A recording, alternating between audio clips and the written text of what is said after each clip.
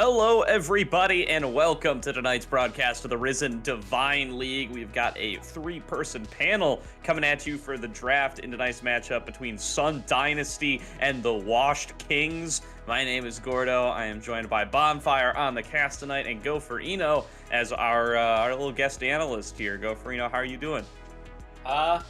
It's been an interesting day.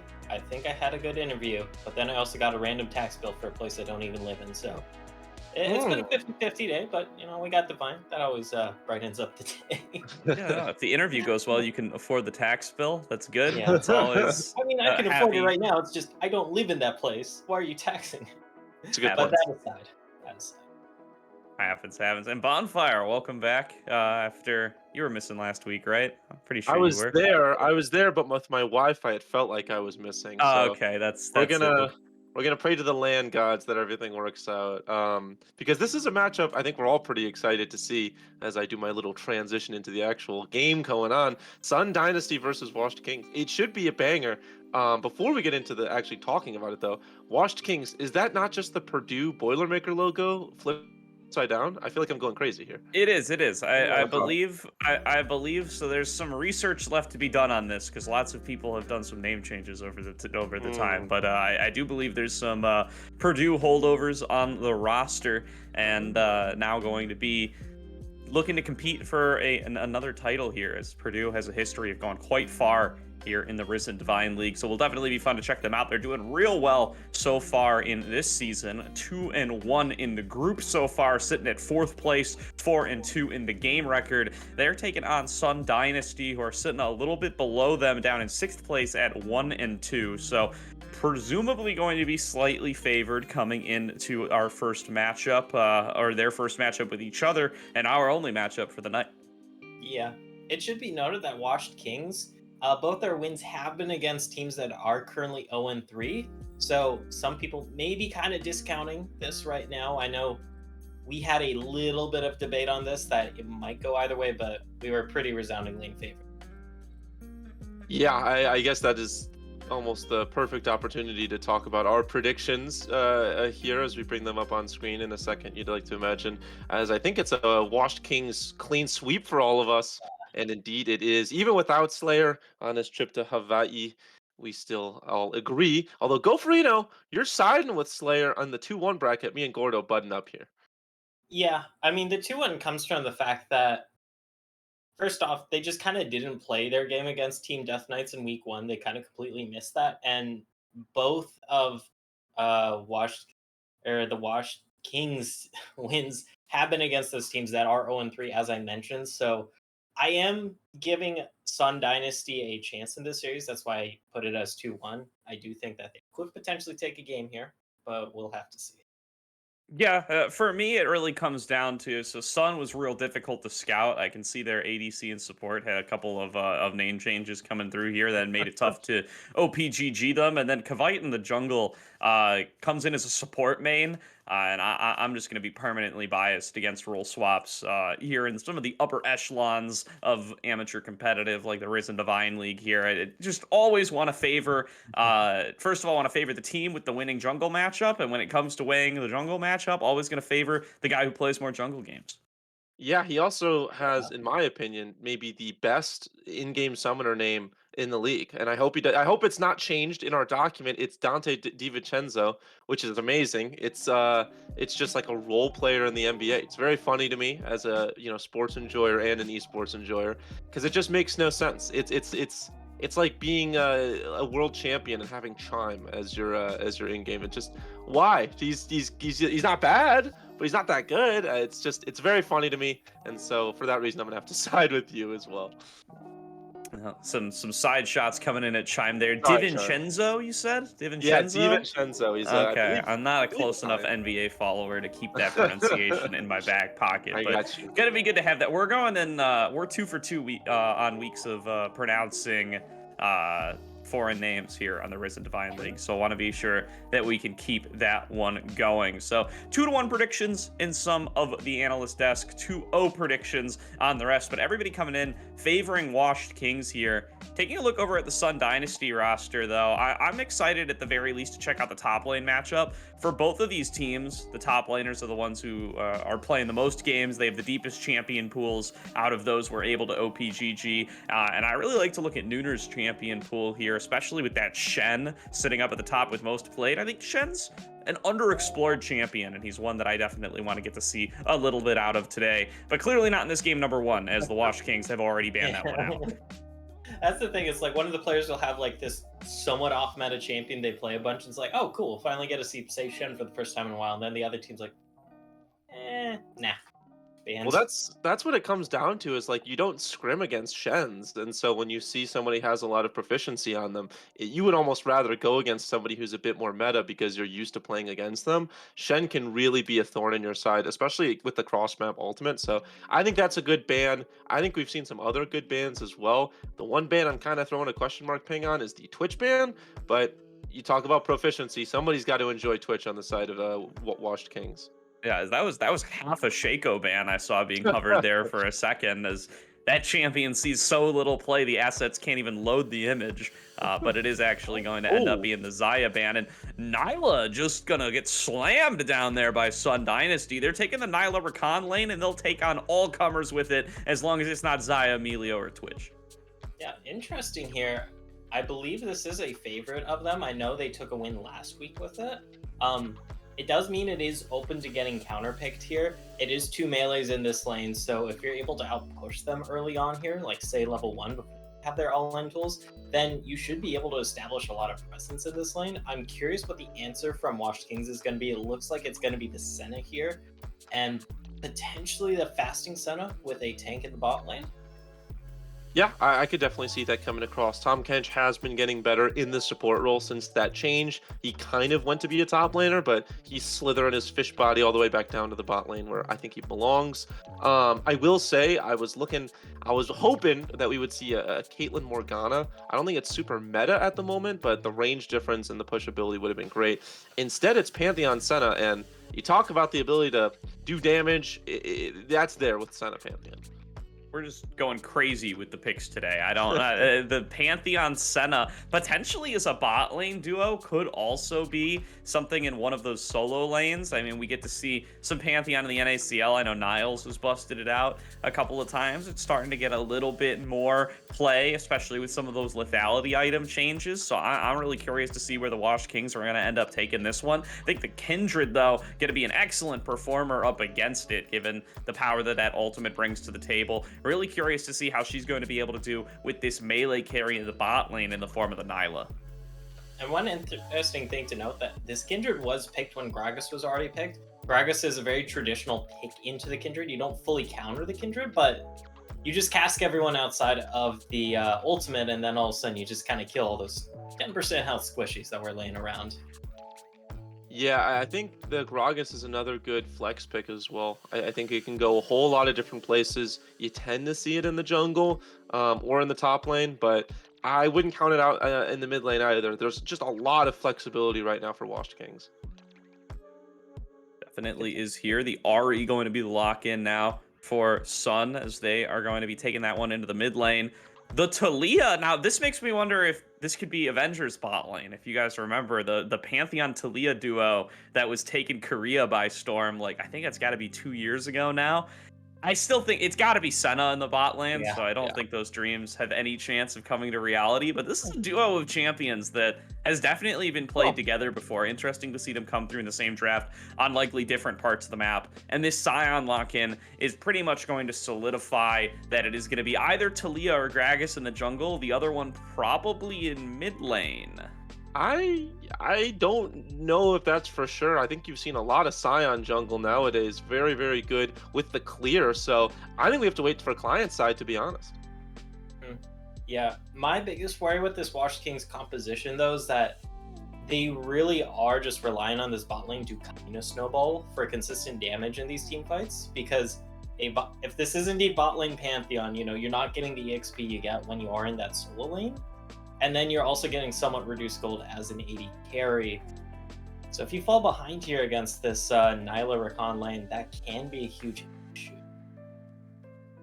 Yeah, I think also, sorry to interrupt you there, Gordo, but I think All good. also you could see what Core JJ used to do, which was bust out the Pantheon support and then really buff up the jungler. Just invade, invade, invade. The strength of an early Pantheon, even in a support role, is still so strong, which could really set this Kindred far behind.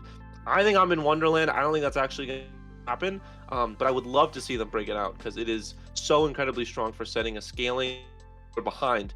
And you could just blow up this Kindred. I agree. The only thing that kind of turns me off of that is you do have Senna in that bottom lane getting left alone if you're roaming around, and up against Nyla Rakan, that seems like a very dangerous position to be leaving ol Archie in. So I assume that they're going to be looking to stay side by side with their Senna for as much time as they can. I do have to wonder though, I mean, who's even going to pair up with it? There's even the possibility like Senna Scion's been a duo that we've seen before as well. So there's really, I mean, in my mind, any of these champions could go bot lane with Senna. Probably not Talia. Talia would be a real surprise. But pretty much anything else is fair game, at least in my mind. And we're, like you said, going to have to wait for that in-client draft to find out how they're going to be allocated these in Valley. Just going to throw my prediction to the wind right away. And mine. And mine. So long, Scion Jungle. Okay. Still don't know the bot lane yet. It could be the Pantheon mid into the Ahri. You can have high kill threat. Of course, your jump in is decently telegraphed enough for that charm to come through, and it is going to be that Talia mid, so this bot lane for Wash Kingdom definitely going to be something we're going to want to keep our eyes on, just purely because it's two champions we never see paired together. Yeah, I think also we kind of breezed over the Mordekaiser as well because of how crazy this draft is. You don't really see a Mordekaiser that often either. I do think it's strong in this game because of the potential stat stealing of the Scion. Also being able to, you know, send the Gragas to the Netherrealm for your jungler to be able to steal objectives is good as well. But as a whole, Mordekaiser I don't think is strong of a team fighter as some other top laners are. And so I think a bit of a missed opportunity, but it does seem like Nooner favors the matchup into the Scion, so that's probably where it comes from. Definitely feels like a lane pickup here. It does. I do think it's got fun interactions with like the Kindred, where you can find folks who are at no HP, just sitting in Lamb's Respite, and then yank them out of the Lamb's Respite using the Death Realm. That's going to be a fun interaction if we do get to see any of it from Nooner.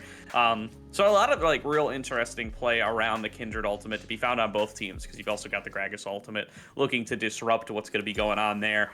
Now, for reasoning, going to be the one who ends up taking this Pantheon. So at least role-wise, it appears to be Pantheon support, but you know, that's definitely going to be up for grabs, as you could really farm on either champion down here. I don't think it's necessarily out of the question that Senna could be farming, but most Sennas I see these days are fasting, so I would expect that it's going to be the farming Pantheon. Especially since the Senna is against double melee here in the spot lane, that does give you a lot more opportunities to harass with your auto attacks to try and get those passive stacks on up. So I could definitely see that too. But it is also kind of really hard to call how this bot lane is going to go, because Pantheon support is already a rarity, but like Pantheon support with Senna, you usually consider the Pantheon like, okay, this is going to be full on kill lane. It's going to be like Pantheon Draven or Pantheon Lucian as an example, not necessarily with a scaling utility carry like the Senna, but I'm curious to see how this does pan out here if you're able to get this Pantheon into a place where pure poor reasoning can carry. Yeah. It definitely. Oh, go ahead, Bonfire. Oh, I was just gonna say, I do think that the Pantheon is gonna struggle a tiny bit into the Nyla pick, just because you get the stun off, but you're probably not gonna be able to land some other auto attacks, assuming the Nyla is able to press her "you don't hit me" ability. So that's all I was gonna say. Yeah, definitely something to be keeping an eye on as well. Is let's just. I mean, I could see the combos coming through from the Senna Pantheon for sure. You can definitely see what they're cooking there. The question just is, how effective does it really end up being, right? Is you can see how you're going to be able to dive in, at least, you always want on Senna to have your melee champion in between you and the enemy, so you can extend through with the piercing darkness and do all the synergy stuff that you want to find on your Senna. Pantheon, of course, going to appreciate having that healing, going to appreciate having a little bit of a way to exit with the mist as they do start to back away. But you combine all of that together, and is it quite as effective as just having a kill lane with Pantheon or having a scaling lane with Senna? That I'm not 100% sure of, so we'll see if they end up with the best of both worlds there. But other than that, we are seeing the runes come through right now, looking like it's going to be that full AP Gragas in the jungle. Sometimes you see the Bruiser Gragas in the jungle, but usually it is much more AP favored. Probably going to be looking for a lot of early aggression here. This Gragas can gank a lot of these lanes, because I feel like a lot of the game here from Washed Kings is going to be either putting the enemy bot lane behind to snowball yours, or to put the enemy jungle behind so that Kindred here just is not able to get those stacks. Yeah, unsealed spellbook out of the Talia as well. So keep an eye on the roamability of this Talia. I'd imagine you go ignite first and then wait to teleport for later. But should be interesting to keep an eye on. Also, in terms of the summoner spells, Nyla opting to go Ghost Exhaust. So no flash on the Nyla, and I think even more importantly, no cleanse. When you're going against a Pantheon, almost always go cleanse, just because it's a point and click stun, and it's so easy to pair it up with more CC. But instead, wanting to go for more damage and moving ability around. So interesting. Let's see if it punishes them. For sure, going to be an interesting matchup to check out for certain. And that Gragas a little bit nerfed on the patch. So going to be a little bit of a different Graggy than we get to see in competitive, at least that we have gotten to see the last couple of weeks. I don't know exactly when they're going to transition onto 312 themselves, but for right now, it is going to be one of the weaker Gragases we've seen in quite a long time. This champion's been dodging nerfs for God knows how long. Way too long, I think most would say. But now he's finally going to have a longer cooldown on some of that sustain, so probably going to come out of the jungle just slightly lower HP than he was otherwise, although that's been nerfed down so much over the course of time. We'll see how Dante is going to be able to deal with those as we're about to be getting ready into game here. So I'm going to pass it over to Goferino to break down his last thoughts on the draft before we say goodbye. Yeah. I mean, looking at Sun Dynasty's composition here, it's pretty clear. You got the double marksman here. They're definitely looking for some scaling. They're great at dealing with a lot of the engagements that Washed Kings are trying to throw at them here. Because if you're diving into the Nyla ulti, you're diving into the Rakan ulti, the Kindred ulti, the Mordekaiser ulti. Those are all great tools to punish you recklessly diving in, which can be a huge issue here. Because I did outline I had some concerns with the consistent damage here from Washed Kings. And I feel like they're going to have to play the early to mid game much, much more cleanly than what teams might normally do to come out with an advantage. Definitely what we're going to be looking to see, if they're going to be able to have that clean play, or if it is going to end up giving over some of the lead to the side of Sun, who we really haven't gotten to talk about too much. I mean, the Nyla champion we don't get to see a ton of either. She's got Ghost Exhaust. So she's going all in on some of that aggression, some of that potential for a kill lane, 2-round hero, going for the ignite over any kind of defensive summoner. So going to be no heal in the bot lane, no cleanse in the bot lane, only one flash in the bot lane. Lunacy and 2-round hero, they are all in on trying to get these 2-on-2 kills up against Arch and Poor Reasoning. So they'd better hope that the kill lane half of this Pantheon Senna duo ends up working out, because if they don't, they're going to end up giving a lot of gold over to Lunacy. Yeah, that would be it'd be kind of a disaster, Gordo. I think whenever you give a Nyla a lot of gold, it's like giving Samira a lot of gold. They're just on your back line. They're impossible to one-shot. They're dashing around everywhere. I think the items really favor these kind of in-your-face AD carries at the moment, with Duskblade getting so strong. So don't let Lunacy get ahead. It would be my advice for Poor Reasoning. And what do we call her, Arch or Forge? I'm saying Arch. Arch. And That's Arch. Definitely. That 4 is supposed to be an A. I'm pretty confident in that one. As it looks like Gaddy's confident that we're ready to get into the game. So we're going to say goodbye to Goferino. We're going to transition onto the Rift for game number 1, where the Washed Kings are taking on Sun. Yeah, it should be a good match. Both of these teams, kind of a lot to prove, it feels like. 2-1, but we were saying a lot of, are they really 2-1? Are they that good? Who knows? and then 1-2. But they can knock off a team that a lot of people have question marks about and go back to 500. So both of these teams playing for something, and a lot of it actually I think comes down to pride and standings. Shorter weeks, very important. For sure, and right on the cusp of playoffs, right, for both of these teams, really. Wash Kings sitting at 2-1. That's going to place them at 4th, which is right that playoffs cutoff for the group. Sun Dynasty taking them down here. We'll move up to 2-2. We'll tie up with them. They'll find themselves in some variety of tie for 4th as well. And that's definitely going to be the position you want to end up in if you are a team like Sun Dynasty that's going to get you in the race, and then you're going to have 3 more weeks, just a little bit past the midseason point, to try to close things out and get yourself into that playoff picture. Yeah, very important picture to be in, like a family portrait. You never want to be the one left out. People start to forget that you're a part of the family. Not speaking from experience, obviously. I'm always in the family portraits. As we get into the game, and not my personal home life in pictures, both of the junglers pathing towards the bot side, so they should meet up, and hopefully we get some early fights. Yeah, and it's an interesting matchup for them to meet up, right? Because it's going to kind of come down to who sees the other first. Like, if Gragas gets the jump on the Kindred, he's going to win that trade, but Kindred can keep her distance, can throw down the hunting grounds, can piercing arrows all around, or dance of arrows all around. Should be able to get quite a bit of damage down onto Dante, so we'll see how he's able to do. His Valley getting pulled into the top lane. Nooner going to use that Mordekaiser passive for a really strong trade early. Valley going to trade back. The Decimating Smash missed the follow-up Obliterate, so Valley going to keep it pretty even. Yeah, I don't think this is actually that bad as a Scion. I think that you're pretty okay with it. Scion also feels really good right now, just in this current patch. I've played a little bit. I will be fully preface it, a silver. I'd like to claim that I'm an elo hell, but I also am not good at this game that much. But in my silver games, Scion, big thumbs up. So we'll see if these much better players can also find the same conclusion that I do. We'll find out. Definitely something that scales into the later game and can be that powerful frontliner that you need.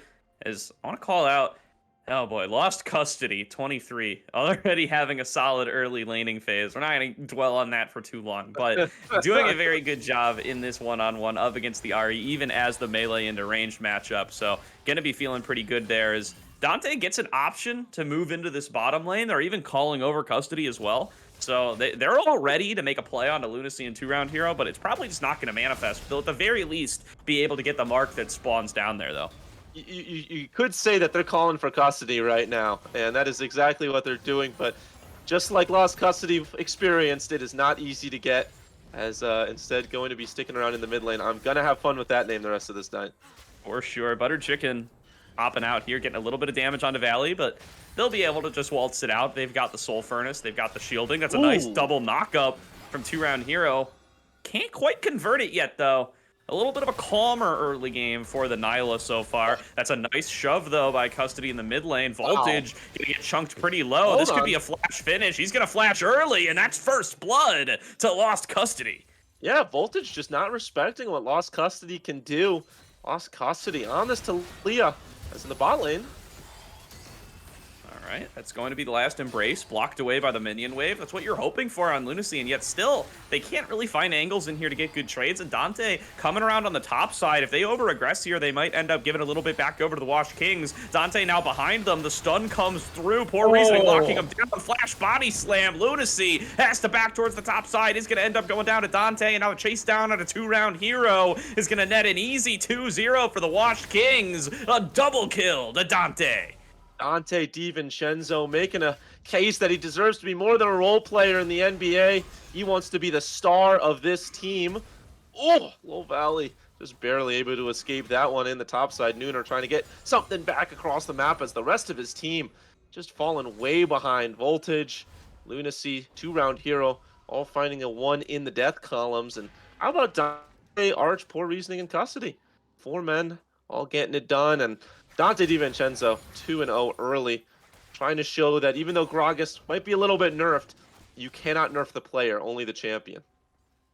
Yeah, for sure. And they'll never nerf that flash body slam. I mean, that's just as strong as ever. Maybe a little bit of cooldown taken off it from time to time, but not even on this pass through. It's really just the sustain that they hit. Dante DiVincenzo still brings out the damage that the Gragas represents, and he's going for this AP build. Lands another one. There's the shove back onto 2-round hero. He's at just a sliver now. Going to have to back out up towards the mid lane. Lost custody, raining a little bit of damage back onto Voltage. Butter Chicken was there for backup. Going to just be a nice trade, a forced recall out of the support right after the respawn, spending more time off the map, and Custody just still having a grand old time in this mid lane. Yeah, Butter Chicken right now kind of playing to his namesake. It's a very safe option. It's something that you get when you don't really know what's on the menu. You get Butter Chicken, you know what it tastes like. It's you recognize both of the ingredients, butter and chicken. Sure, that sounds pretty good. But right now, you kind of need Dante DiVincenzo, someone who maybe you don't know. Maybe more of a role player, somebody, an NBA, only a true NBA fan might know, but it means that you're able to get across them a lot more to prove. Definitely, and getting an early start onto this Dragon will be able to secure it for the Washed Kings. So far, making a good run across the map. They've set their bot lane ahead. They're going to cash that out for the Dragon. Going to be Rift Herald time in about a minute. Second mark spawns on the top side, and it looks like Dante is going to beat Buttered Chicken in the race up there, so going to be more denial. There's the ultimate down from Lunacy. Flash away from Arch, just stands there for a moment, but is going to be able to turn it back. Lunacy now going to get rooted up. Buttered Chicken is here for the backup, but they should be able to just retreat thanks to the mist. And while that was a nice little apotheosis play from Lunacy, it's not really going to net them anything. Yeah, I think actually something I realized that we actually might not have seen the draft is how strong this Pantheon is into the double melee bot lane. Lunacy and 2-round hero really need to get on top of them if they want to do anything, and poor reasoning, trying to make sure that they have poor reasoning to do so, and just able to instantly stun up. So all of that damage that Lunacy wants to put across to them really negated by this pick. Gotta commend them for their drafting. So far it's been a little bit of a draft diff across the rift, and then a little bit of a Gragas diff in the jungle. Definitely doing a great job. Up here is Dante's. He goes double Fiendish Codex. That's an interesting build coming out of the Gragas, just opting for maximum cooldown reduction. As he reemerges, looks like Butter Chicken will be able to secure their mark up on the top side, so a little bit of cash back over for the Kindred. He's a university student. He's got to get his books, you know? He's got to get ready for the final coming up. He's reading. That's the most important thing. He is studying, exactly. He also has a Mejai's. So, I don't know. How do you relate that to, we'll call it like a Red Bull, you know? He's got to hit the books. The Dark Seal? He's pulling, or a Dark Seal, sorry, not a Mejai. He's hitting the books. He's got his healing comp. Sure. 2-round hero at risk of getting caught out here, going to have to jump back over the wall, and that's going to be some tools down as they look to start up this Rift Herald. It's a 4-on-4 on the top side, but it doesn't look like Sun Dynasty are even making a move for it. They're going to give it over. They're going to try to get some plates in mid and bot lane.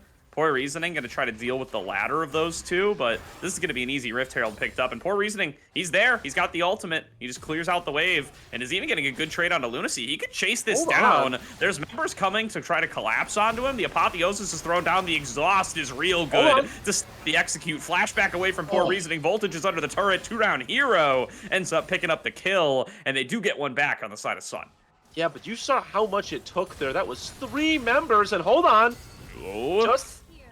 Gets Butter Chicken barely surviving there, as it takes 3 members in the bot side just to kill Poor Reasoning. It takes everything that they have just to kill Poor Reasoning, and so it's a great look for Sun Dynasty. The fact that this Pantheon warrants so much attention means that they almost lose Butter Chicken. They're going to lose so many plates in the mid lane to Arch and Lost Custody. I do feel like this draft is just really not in the favor of the side of Sun Dynasty right now. Yeah, already 40 souls on the Senna there, doing a pretty good job, getting plenty of extra bonus gold from all of those plates going down too.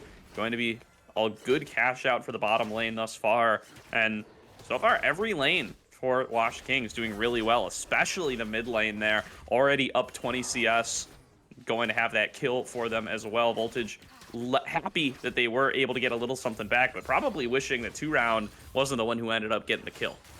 Yeah, no, not ideal at all. 2-round hero has to be the hero right now on the Rakan, although they might have a good fight here. I just don't know if they can chase them down in the mist. It's going to keep both Arch and Poor Reasoning alive, so 2-round hero, even though they got themselves the kill, that doesn't exactly make them faster or stop the mist. And so they just have to be content with helping Sun Lunacy get these waves in. But again, it's just a minor victory. That's all it is. Poor Reasoning and Arch playing this one well. They do know that Butter around, so don't want to overstep right here. But across the map, again, Sun Dynasty haven't really gotten the leads that they want. Very minor victories that they've found. Because of that, they are down to the tune almost 3,000 gold.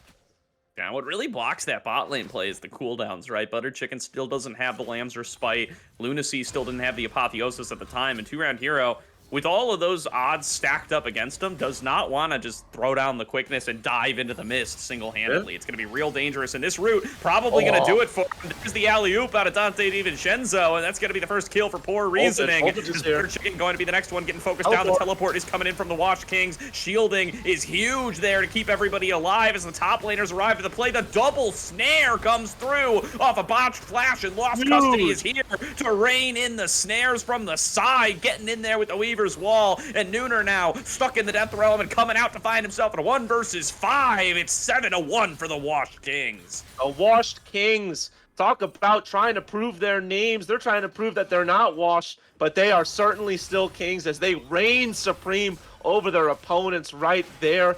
Lose nobody, or about as good as you can do in a team fight. They played that one perfectly, getting the Rakan early, and then just the reinforcements were coming. They were not going to be alone for that much longer. Lost Custody has played this game so well so far, constantly knocking people up. I hope I'm not caster cursing, as indeed isn't going to die to that charm or the stopping of the abilities. But as a whole, though, they are playing so well as a team, and that fight really proved it as they moved that 3,000 gold lead up to 5. Yeah, they get out of there pretty much just in time, as they will be sustaining up just fine and arriving in the nick of time in the bottom lane with that Weaver's Wall. Teleport, though, this is Lost Custody, I believe. Yeah, showing up as soon as the man drop does from Poor Reasoning, and Lunacy taking all the damage for it, shoved back away, but they are going to be able to stay alive in that Lamb's Respite. One more spear comes through, but not going to be enough to execute Lunacy down. Will be able to skirt out of there. Yeah, the Lamb's Respite. Ooh, Poor Reasoning barely able to dodge out down in that charm. The Lamb's Respite has pretty much just always been on cooldown because they constantly have to use it to keep these low health members alive. It has not been used offensively. I think the best use of it we saw was in that last fight, but you saw in that 3v2 little scuffle there, just having to use it to keep the Rakan, to keep Lunacy alive. As a whole, it's not really what you want out of it. If you're using it constantly as a better heal, as a surviving tool, you're ignoring the positions it could have on attack. And so it really feels like Butter Chicken has just constantly been on the back foot, has constantly had to take away, had to take that fadeaway shot, really not getting an open look.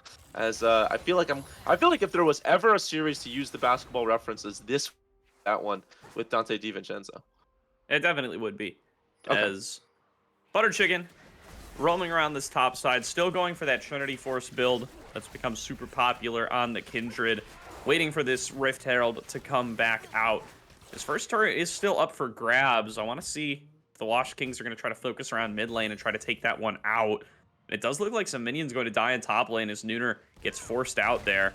Ooh, Lost Custody fishing around for a little bit of a seismic shove play. Can't quite find it, but with 4 men in the bot lane, it looks like the Washed Kings, they're actually going to pick themselves first turret up in bottom lane here, and they have time to spare. They're going to let it kill some more minions. They're going to pick up that first turret gold, and they are at a 6k gold lead at 14 minutes, Bonfire.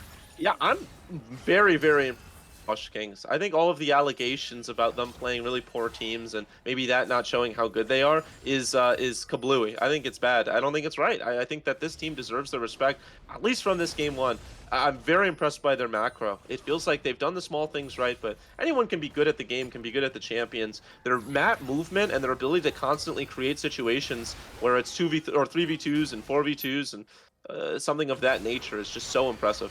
Yeah, I resent that anyone can do it, but here comes the engage onto Arch there out of Lunacy. That's going to be the snare coming through there, fighting it back, healing himself up, and poor Lunacy, he's the one with the damage the whole way through, is going to try to turn it back around. The damage is coming through, though. It's a little bit too much, and that's a shutdown earned for Lunacy. 2 kills in the 2-on-2 to Sun Dynasty. Yeah, how about the bot lane? Showing up right there. Arch and Poor Reasoning just getting a little bit too close. Lunacy popping the go, getting on top of them. That is kind of a sneak peek of what to do. You cannot let the Nyla get close. It's like a street fight, right? When you keep your distance, keep them in arm's range. Not a lot that they can do, but once they get close, really everything comes out the window. Even if you're a better fighter, so if they can get a quick uppercut in, you're dusted. You're deuces. So gotta keep Lunacy away from you, and right there they learned that the hard way. I've never been in a street fight, by the way. That was I'm just I was gonna say, bringing in your vast street fighting knowledge onto the Risen Divine League, Bonfire. Always appreciate having those alternate perspectives on the stream here. Oh yeah, you know me, Gordo. You know me. I go to the bars just ready to spar. It happens. It happens. You never know. You gotta be ready for anything. Out here is going to be setting up onto the top side. Ready for anything is the Washed Kings, as they've got themselves 2 dragons already. The third is going to be available in 40 seconds. It's just the Cloud Soul, but they'll be happy to keep sparking that up anyway. And now, moving towards that side, they want to be able to pick up the mid lane turret at the very least. Is Nooner going for some trades here with his Riftmaker, but it's almost too late, right? Valley's gotten so tanky with this Jock Show that he kind of just shrugs it off, even when the Mordekaiser's hitting everything. Yeah, I think that this Mordekaiser pick is really looking bad in retrospect, because we talked about how as a team fighting top laner, you're not really... as a lane bully, you have gone even. Actually, you're less than even because of the kills. So this Mordekaiser pick kind of blowing up in their face just a little bit. Yeah, but you're not even going to be the strongest champion in the side lane, right? There's going to be Pantheons there. There's going to be Talia's there.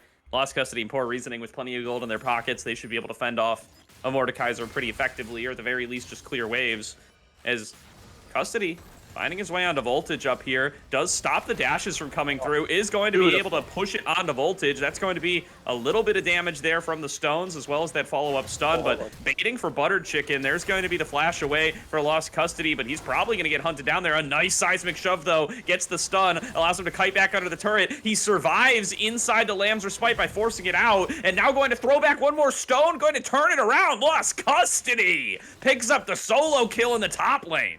Butter Chicken should know you've got no spice in the dish, and you have no hope of killing the Talia right there. Lost Custody 23, making a good case at Custody. You should call up the judge, as right now Nooner wants to be the judge of this fight, wants to kill Arch. Okay, does find himself in the Death Realm with Arch. That's probably the best target he can get. Can obliterate him with ease. But Valley gonna be able to trade it back, and ends up being a 1-for-1 when all is said and done. Lost Custody has teleported back to the top lane, but is now gonna find himself in a 1 versus 2 once again. Again with the double seismic shove. Been real good with these, but that's not gonna stop Lunacy. That's gonna be a big shutdown to the Nyla, but Dante and Valley, nobody's stopping them in the bottom lane. They're gonna get themselves an inner turret. Yeah, they get an inner turret. I am glad that they were able to shut down Lost Custody. That's good gold to get onto Lunacy. And right now, Lunacy is your best option if you're Sun Dynasty. You got to hope that Lunacy is able to do quite a lot, as they're able to get a turret. 3-1-1 on this Nyla. I wish, Gordo, that I had enough Nyla experience to say, yeah, for sure, Lunacy's going to be able to do it. Or, no way, Nyla's not that good of a champion to make that happen. I don't, but I guess we might get a little bit of a sneak peek right here. Oh, that's the flash engage there from Poor Reasoning. Getting tons of damage there onto Lunacy the whole way through. Now having to back up with the shield, but there comes the explosive cask, and Dante DiVincenzo with the 2 kills already picked up. Now we're going to chase down onto Voltage. Killing spree for him, and now Voltage running out of options to escape. There's going to be a stun coming up from the Pantheon before too long, and he's just going to knock him down with the spear. It's 12-5 on the scoreboard, and it's a bigger lead than ever going over to the Washed Kings. Washed Kings just pressing the go button right there, knowing that they have the gold advantage, they have the champion advantage. Right now, I think they're making a good case that right now they have the player advantage as well. The men behind the keyboard, men and women. I guess I haven't done the research on who these players actually are, so, you know, gotta respect that it could be anybody. The people behind these keyboards are just playing better right now and just pressing the right buttons, doing the right things, shutting down Lunacy, getting the kills needed, and getting the top turret on the backside as well. And a great set of plays there for the Washed Kings. I mean, they're making great use of their multi-global comp, right? Lost Custody, able to arrive in bot lane, able to enable Arch. Poor Reasoning, jumping in there with the Grand Starfall constantly, being able to find great engages as well. And Even Dante's getting involved in the action. He doesn't have a global, but he's coming off of some big flanks, landing some big explosive casks, and setting up for the Washed Kings to dominate this early game. Yeah, it is. Oh my, Nooner's losing this fight right now, by the way. Yeah, this is rough. This is, I mean, like, badly. Yep, we'll be able to steal some stats if he throws down the ultimate. But yeah, he's that's just gonna be the ultimate throw down here. He does steal some stats. This should be his best time to actually take the one-on-one, but he's gonna have to kill him before he comes out, because when he comes out, he's gonna find himself Dante, and there's the rampage for the Gragas, another kill to the Washed Kings.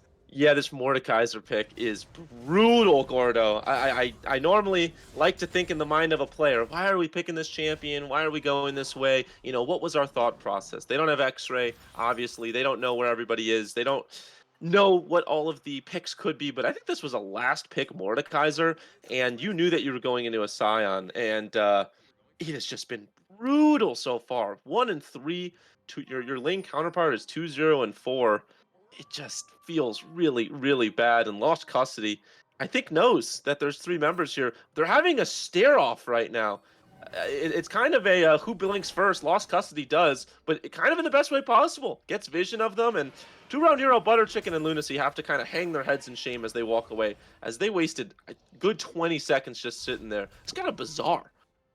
Their setups are smart, at least around the Baron. They're making sure that they have the vision. They're making sure that it's not going to be able to be snuck away or go over for free. Not that that's really an option that the Washed Kings have anyway. They're the slowest Baron taking comp I think I've ever seen.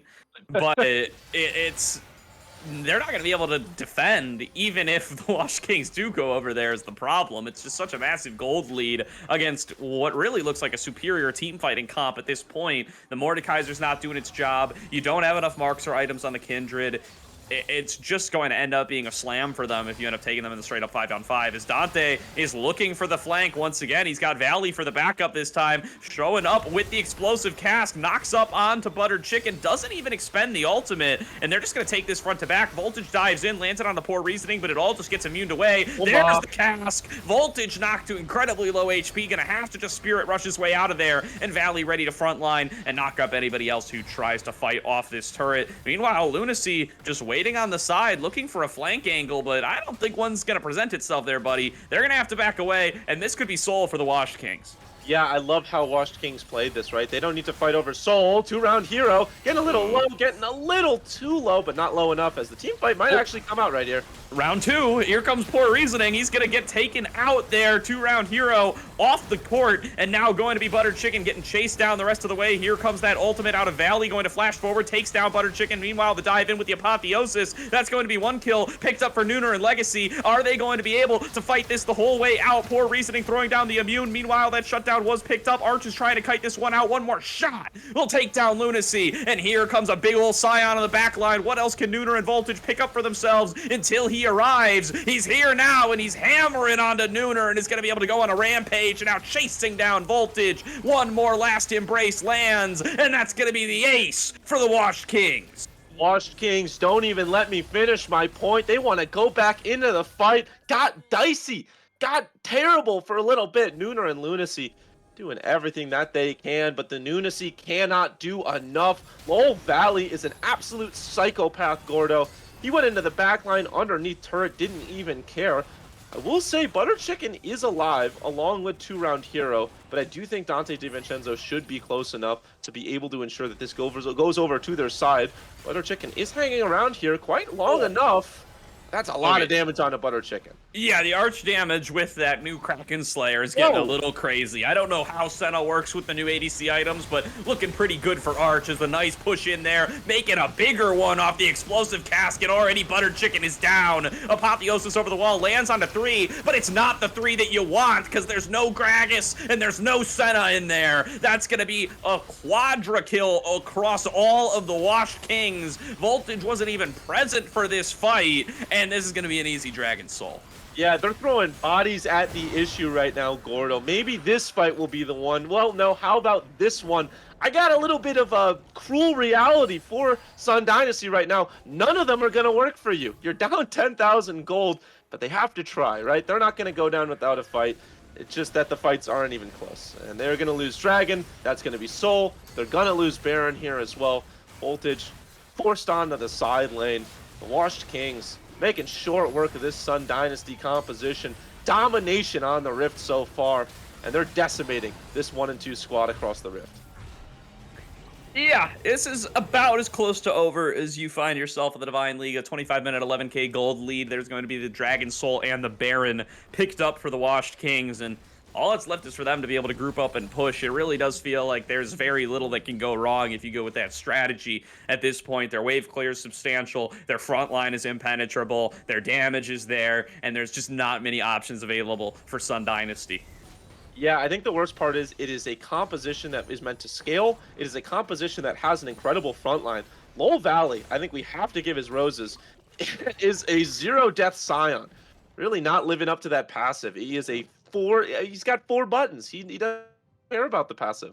Doesn't matter. The Scion is very ahead. Yeah, and I mean, he's done his job. He just sat up there with Nooner all day long. As long as he doesn't die to Nooner, he's gonna be able to face off against him in the later game. And now they're both fulfilling their roles, and Valley's role is just a lot more useful in this situation. Lunacy diving forward, looking for Arch. This is the target that they want. They do manage to take him out before the fight gets started, but it's going to be in trade for Lunacy. Poor Reasoning has dove in with a Starfall and is chasing down his bot lane opponents. A double kill is picked up for Poor Reasoning as the knockback in on the chicken, and he's out of there with the explosive cask. There's going to be 3 for the Washed Kings, and now they can just chase down whatever they want. They can take whatever base they want, and they're going to be able to close this one out before too long. Nooner's going to be the next one to drop, and this Baron buff just makes the base easy pickings. Valley in the one-on-one with Nooner in the Death Realm. Again, Nooner's best shot at taking the one-on-one, but when he comes out, there's going to be more Washed Kings waiting for him. Yeah, get by with a little bit of help from your friends. They destroy the tower. Lowell Valley survives. Poor Reasoning. Ulting in, not a fear in the world. This Pantheon playing like it is an early game Pantheon in the mid game. It just does not care. It's been hyper scaled up to the point where Pantheon will be good no matter what. 2-round Hero and Sun Lunacy need to do what they can to stop this, but Lowell Valley doesn't take damage, and so it does not matter. He has, at this point, been tanking up for about 10 seconds and is just falling a little bit behind, healing it up, walking up in front of them. I mean, Lowell Valley might die here. Oh, I'm just kidding. We'll be totally fine. Yeah, I mean, if there's any chance of him dying, it would be here, right? It would be the 1 versus 4 where he's getting CC down, but Lunacy has lost most of his life the whole way through. And now is just getting chased down across. There's nowhere left for him to go. Lost custody now. Here to bring the damage. He's going to be able to pick up one of those kills. There's the flash body slam for the double. And the chase down from Washed Kings. This is surely going to be the final push bonfire. There's only 3 members left, and now there's only 1 member left. It comes just as easily as it goes, and the triple kill comes over to Lost Custody, making a quadra. And they kind of want to give him the penta. They're going to pull him out and get stolen away by Arch. Better luck next time, buddy, as the Washed Kings. They're going to take themselves game number 1, but no penta to be found. That is a minus 25 teammate grade. That is, I'm kind of mad at Arch, and I'm not even in this game right now. But I don't think he's mad at, I don't think anybody's mad at how this game went. Washed Kings, absolute decimation of their opponents. You have to play what's in front of you, Gordo, and they did, and then some. A 16k gold advantage at the end of it, and they do not even let that clock hit 30 minutes. Yeah, I can think of 5 players who don't like how this game went. But for the side of the Washed Kings, they're going to be pretty happy about it, and they are going to have 0 complaints. Go Farino, welcome back to the desk. Is back maybe a little sooner than we expected with a quick slam there by the Washed Kings. Yeah, fairly quick and fairly calculated, all things considered. It felt like the Washed Kings just kind of had control of the map the entire time. We saw they were kind of already up 3 kills before 5 minutes, just from some big solo kills, some big ganks. And it felt like they never really let off the pedal except for some big shutdowns they gave over. You can definitely see it in the gold graph here. It just gets worse and worse for the side of Sun Dynasty. Yeah, there's not really a place where Sun Dynasty had an opportunity to come back into this game. It just felt like they were just slowly being choked out. For all of the shade I threw the Mordekaiser pick, I think it did scale fairly well. And I mean, you look at the damage, kind of speaks for itself. But as a whole, if you want to talk about the impact that this Mordekaiser had, wasn't a ton. And then obviously the pick that you can harp on the most is this Kindred pick. It is a rough 6,500 damage, second worst in the game. And both teams, it really felt like this one was just a Washed King sweep. Yeah, if you're gonna lay down the goals for a Kindred jungle, pretty close to the top of the list is to outdamage the Rakan substantially, and that just was not accomplished in this game. Just really not able to find angles to fire, not able to get any of those early marks that you really need. I don't think she ever managed to make it over to 4, which is really the point where you come online as the Kindred. You get that more traditional marksman range to play with. The base range, it'll do you okay for some early ganks, but once it gets to team fights, it is not going to be helpful at all. And you can see it there, the absence of range really punishing when you're facing off against Gragas and Pantheon and Talia and all these champions that can really get up in your face, can stop you from dashing and kiting, and can take you out. And that's what happened to him fight in and fight out. More or less. Looks like we got some replays ready here, Okay, Gofrino. You clipped them for us, so please talk to us about what we're seeing here. Yeah, the first one should be the first big team fight of the game. This is the giant bot lane party here. Both sides are trying to size each other up, trying to get something going, but Wash King, they get the jump here. And you can see that's a good route. You just throw in the cask. You just instantly start off this fight just up one man. And even with that huge Apotheosis ultimate, it's just a matter of you kite back, wait for the squad to come in, you got teleports coming in, you got the wall coming in, and by the time the cavalry does come, a lot of the gas in the tank for Sun Dynasty has run out, and it's just kind of a slaughter here on the way out. No one's able to really get out, and this is where Wash Kingdom, they really just started to solidify their spot in this game. They already had the gold lead, but this is when they first made their really huge mark with what they had generated so far. And truly, it almost goes from bad to worse there, right? Because it starts off and you're down a man in a 2 versus 3, but then as it progresses further, now you're down a man in a 4 versus 5 as everybody else starts to show up, and it really then ends up being the complete ace for the Washed Kings super early in the game, and that nets them just so much room to work with. It's so much harder for them to pitch the game from that position, and even when they do give over those couple shutdowns, you can see it's just a little tiny dip in the gold chart. It does not make much of a difference at all. Yeah, I think also something that didn't get talked about enough during the game that I think both of us missed was how much work Lost Custody did in that. If you look at the health bars, the Gragas, the Senna, the Pantheon, all very low. Sion doesn't push out a lot of damage, but Butter Chicken played the Weaver's Wall perfectly, didn't hop onto the wrong side of the wall and used it as a spacing tool instead, was able to get the knockback on the Ahri, got the, I think, finished a kill as well. Lost Custody had an incredible game on the Talia, which as a champion sometimes could kind of go under the radar, and it's just used as kind of disengaged damage, but it was really an engaged threat as a Talia, so huge props to Lost Custody. For sure. And we got another replay here, so let's check this one out as we are going to get on to the replay from this game earlier. We can see the snare coming on through onto Buttered Chicken as the play starts off, and it's really just Voltage getting chunked out right away, and a great ultimate from Dante DiVincenzo to build the space, chunk out the health bars, and from here on out, they're basically down a man. Once again, it has to be Ahri going in for this recall, and they do try to push back out and contest for this dragon, but fight angle gets found before too long. Dante gets the jump on a 2-round. 2-round gonna have to flash away. Now they're down 2-round, even if the Ahri manages to rejoin, and just this numbers advantage makes the fight from the gold lead even easier, and then they're able to just execute them the rest of the way down. Buttered Chicken does manage to get that ultimate out, but it's too little, too late for the Rakan, and now going to be able to finish them off on the backside is Valley flashing in, taking on the whole backline single-handedly, and this is the best chance they have to really take the rest of the fight here is Lunacy and Nooner popping off on the backside, but Arch just gets to free fire the whole way through, keeps people healed up, keeps pumping out the damage, does get pulled in here, and I think he ends up going down to Lunacy. No, he actually just builds up enough space and then has that Duskblade to rely on. He can just kite this out all day long and keep finishing off every kill. Yeah, I mean, it's beautiful from Arch right here. You want to talk about spacing? This is what you should be trying to do as an AD carry.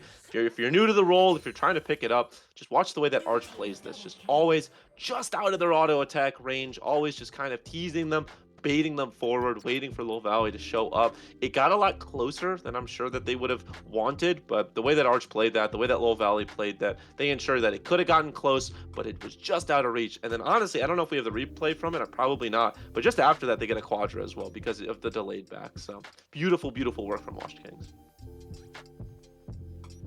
definitely the case there. As again, I mean, you got to give props to the Scion. This champion is not fair.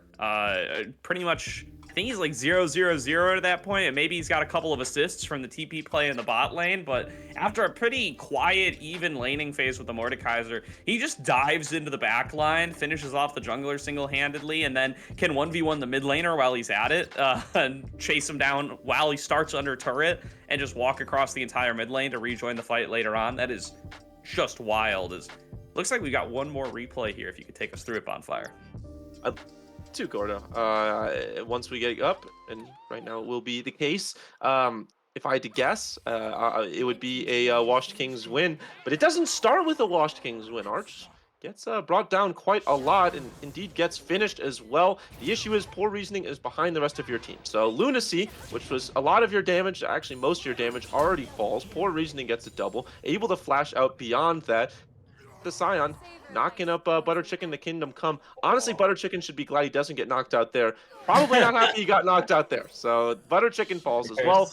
Voltage is the only one alive, along with Nooner. Voltage dies, leaves Nooner alone. And as we've seen, honestly, the whole game, Nooner gets an ultimate off, but it's not really the, I think it's not the death roam that many people are expecting to see, where it's, oh, I get the kill instantly and I'm able to get off on the back end of it.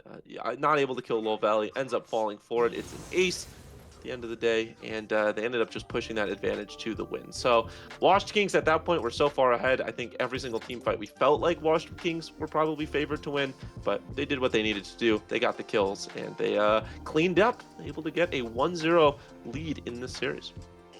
And it's a tough catch-22 for the Mordekaiser, right? You want to ulti the carries, because it's probably your best chance at isolating and managing to take one of those carries down, and you want all the stats they have to give you. But if you don't ult the Scion, you're never going to kill the Scion. Like, so ulting away the Scion stats is the only chance you ever have of killing him.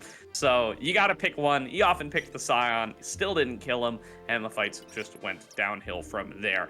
We're going to throw it to a quick break, though, while we get into draft for game number 2, but we're going to be back before too long as the Washed Kings continue to take on Sun Dynasty, and Sun Dynasty look to take us to a game number 3.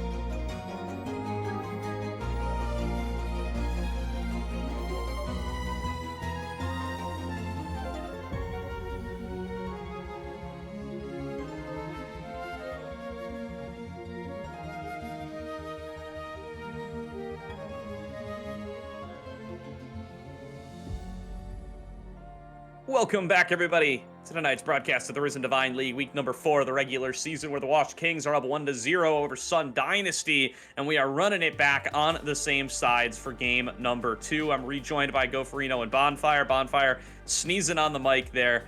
Welcome back, I'm muted. Goferino. I'm muted. We could tell.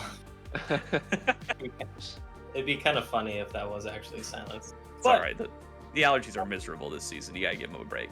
Thank you. I'm glad someone said it. The pollen's been brutal this year. It's been bad. It's been bad for me too. I'm glad I'm not alone in this. Either way, though, nothing too surprising on the ban board here. Only new thing is going to be this Gragas here from Sun Dynasty. Not too surprising considering that Gragas was basically Mr. Worldwide across the map. And Island being hovered here is going to be banned away. Even though there was some issues in that bot lane early on, we saw a lot of comeback plays actually from Lunacy and 2 there. Yeah, do not leave out the damage that this Nyla did. I think there was a lot of concerns that Lunacy could just walk this game over the finish line with the pure will, and so there were concerns about that Nyla pick. Kai'Sa first pick is definitely one of the first picks of all time. I feel like they could have just had it if they wanted to wait a little bit, but obviously they value this pick very, very highly. Yeah, that's an interesting one. I mean, it is the second most played of Arch after the Twitch, and the Twitch is banned. So perhaps coming off of game number 1, Arch just says, hey, you know what? I was on Senna duty for game number 1, man. Let me pick my champ. Let me pick my hero. And Xayah Rakan going to come through for Sun Dynasty, so they get an opportunity to grab a little something that was banned away from them in game number 1 as well. Yeah, we'll see what the response is here. Typically, we see the Kai'Sa paired with very engage-heavy supports. Pantheon support is technically engage-heavy, although that wasn't really a support Pantheon last game. Yeah, I think I'd be surprised to see the Pantheon. I would not be surprised to see the Rel baby. Let's go. I don't think we saw a Rel last week, so I think is it fair to say this is the first new Rel we've seen in the Divine League? I want to say it might have popped up last week. I don't remember. I don't remember if it was here or if it was ACL. I did see a Rel. I think it was here. I think there was a Rel player who got to bust out the Rel in one game, and it looked pretty good. We put a lot of responsibility for pitching Rel to us on that player, and they were able to do it. And now I'm kind of hyped on the champion. It's getting more support nerfs, more jungle buffs in a move that I'm sure Riot will come to regret in about 2 months. Oh, yeah. And yeah, and then we'll see how we feel about her then. But for right now, I'm going to assume it's support, and I'm going to be excited to see it because that Wukong is going to be in the jungle. Yeah, I think Rel is very strong right now, has a very good win rate. It's of the issues with Rel have been shored up, and I think she's a lot at this moment.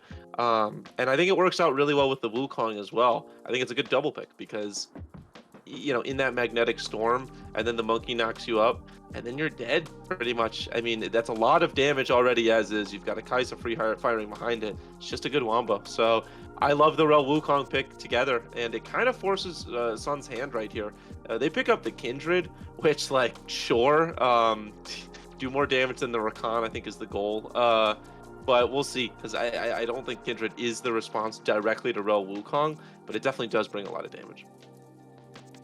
Maybe. Ooh, yeah. I won't be too surprised if this gets locked in. It just is going to outscale the Ornn in terms of 1v1ing in the lane. Yep. There will be kill threat for Ornn early on, don't get me wrong.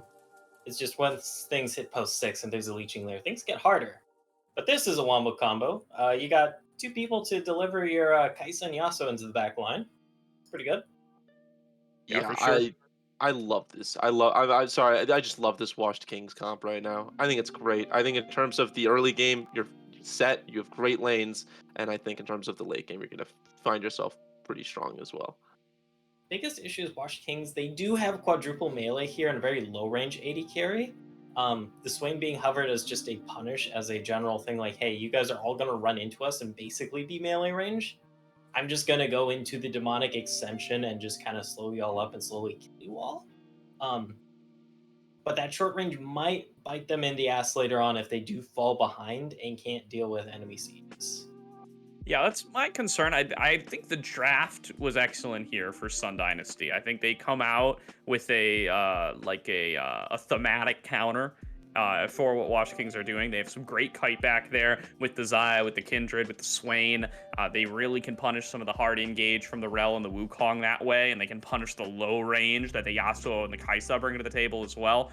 I just have the concern that Gofarino brings up, right? That if they fall behind in the early game, if they lose, if they give up 5 kills in bot lane before 10 minutes again, then none of that's going to really come to fruition, and it's just going to be a big runaway game for Wash Kings once again. The other concern, right, is going to be the top side and whatever happens in the side lanes. Valley kind of taking a little bit of a swapped role with Nooner this game, where Nooner is going to be on the tank looking to farm up for team fights, and Valley is going to be the one looking to get ahead and stay ahead with that split push character. This time it's going to be the Gwen, and once again, if Valley's able to get ahead, if Valley's going to be able to run amok in the side lane, there's not really a champion on the side of Sun Dynasty that can deal with that.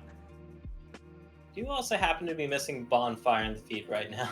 He'll be back, usually. Yeah, should be reconnecting shortly. But yeah, that does bring up a good point, Gordo. That side lane is going to be a huge issue here. I mean, both side lanes might be huge issues here. I'm not sure how well the Swain does into the Yasuo when it comes to later stages of the game, 1v1. But I do know early game you can be very annoying against the Yasuo, but you don't have the most kill threat, 6. So both of you might just be looking to annoy each other, look for some jungle ganks, and then look at each other at level 6. A lot of question marks coming up because there is going to be a lot of side lane action this game, I feel. Yeah, for sure. And then the other question is going to be, what does this side lane matchup end up looking like, right? It was super even in game number 1, and the question is, it's really hard to tell if that's just like both players playing really safe, or if that's Valley having the lane go exactly how they want, and now if they're going to be able to change the pace of that around, now that they're on the Gwen into the Ornn, if they're going to be able to build themselves up a substantive lead and going to be able to carry through the side lanes that way. In theory, this is supposed to be, Valley's comfort zone. Valley does play a lot of these split pushers in solo queue, plays a lot of Fiora, plays a lot of Camille. So this should be more the comfort zone than what we saw out of them in game number 1 with the Scion. Curious to see how they're going to be able to perform here. Yeah, definitely a huge swap up from that game number 1. You can still technically go into the backline 1 versus 4 because Gwen is immune, but you can't stay there forever. Once your mist does fade away, you are much more vulnerable than a Scion who happens to have 5k HP because he came out of lane 0-0-0. But no real surprises with where everyone's going. A bit of a welcome change from last game where we spent basically 80% of the draft just trying to guess where everyone in Wild Kingdom was going, but everyone going where we kind of expected them this time around, and should be much more straightforward of a prediction here of how the game might shape up without having to do all that guesswork. Yeah, I mean, the concern's still just going to come down to the bottom lane, right? Arch and Poor Reasoning were able to do such a good job on that, really non-standard 2-on-2 in game number 1, and now they're going to be in what we'll call a slightly more standard 2-on-2. I mean, Kaisarel is not a lane pairing that we've seen a whole bunch of, but Zyra Khan is, and it's going to be very different interactions between the kind of double melee carry lane that we saw in game number 1. But if Arch and Poor Reasoner are able to end up with a similar result, if Dante DiVincenzo is able to get down there, going to be able to build them up that lead, if Lost Custody gets unleashed from mid lane or gets some good teleports off, same for Valley, and once again it ends up with this massive gold lead going over to the Washed Kings early on, it's just going to be so tough to do anything on the side of Sun Dynasty that it's really going to mean a lot of this thematic countering that we've talked out so much just means nothing. Yeah, although I do want to correct you because we probably never really saw Kaisa plus Rel because Rel's kind of almost never been picked. True. I just wanted to be a smug guy there. But either way, though, we see both the teams here. Very clear identities, on one side for for Washed Kings. Very Unga Bunga, very all in. Everyone wants to just hop on into the party. Everyone wants to engage. Everyone wants to fight. Whereas on the side of Sun Dynasty, they got a lot more counter engage here. They kind of recognize, like, hey, they're going for the full Unga Bunga composition. Let's kind of punish that a little. Yeah, I am really excited to see some of these champions, though. I mean, the new Rel has been great every time I've gotten to see it. Yeah. Always happy to see a Yasuo game here in the Divine League. And the new Swain, I think, as well. Maybe not even that new anymore. It's been a couple of patches, but they did give him some nice little buffs on his Q. He gets more damage per bolt if he lands multiple now, which actually gives him some surprising burst damage when he's playing up against some of these melees. It really just leans even more into this identity of the team comp and of Swain himself as being this punishment for engagers and this really powerful peel back re-engage tool. I'm really hyped to see how he's going to be able to do in this game. Again, I think everything is here for the comp to be great for Sun Dynasty, so it's going to crush my little analyst heart when if Washed Kings really start to run away with it and just make that all mean nothing. Yeah, that's my big concern too. Thankfully for Sun Dynasty this time around, you have the Washed Kingdom. They're going to be rocking the Wukong jungle. Can't exactly go over the same super aggressive early ganks that the Gragas can. You can't do Flash Body Slam, at least until you hit level 6 when you have that Cyclone and can knock people on up. But that is going to give a lot more breathing room from any potential aggression that Dante might be trying to just fish out here from the jungle. I'm curious to see how the jungle matchup does shape up, though, Gordo, because both these champions can definitely scuffle with each other, but both these champions probably going to be looking more so to farm up at least to their level 6 point, or Q Mark's point here if you are Buttered Chicken, and then look to really start impacting. Yeah, and if you're Buttered Chicken, you're hoping for a real different early game this time than game number 1, right? He's the one that's retaining the same pick, him and 2-round Hero, and both are going to be looking to have very different games here. Buttered Chicken barely even out damaging the Rakan in game number 1. That's definitely not where you want to end up on the Kindred. You want to be able to get that early lead. You want to be able to get some of those early stacks. And a lot of that's just going to come down to your early jungle pathing. If you're going to be able to make good counter plays up against Dante, or if at the very least you're going to be able to stay even, get a mark here and there where it's possible, and play your team comp as designed. So best of hopes to Buttered Chicken here to be able to turn things around from how they went in game number 1. And we'll find out if we end up with a game number 3 here, or if it's just going to be a 2-0 for the Washed Kings. We know predictions on the desk were split between those two results. Everybody voted for Washed Kings. 2 of us were on the 2-0 train. 1 of us was on the 2-1 train. And Bonfire, you're back here just in time, my guy. Hey, restart a router. Oh, I didn't even realize that we weren't in the game yet. No, Yeah, we're just still in the here. nick of Welcome. time. You're on camera, buddy. Oh my goodness. It's okay. good to You've be done nothing incriminating, at least not yet. Not yet. Oh my goodness. I would like to say, not only sometimes my PC crashes, but it's just like an issue with like my PC. Everything went out. Someone hit a power line or something, but I make my Cool. triumphant return. It's a quick return to power there, so happy to see it.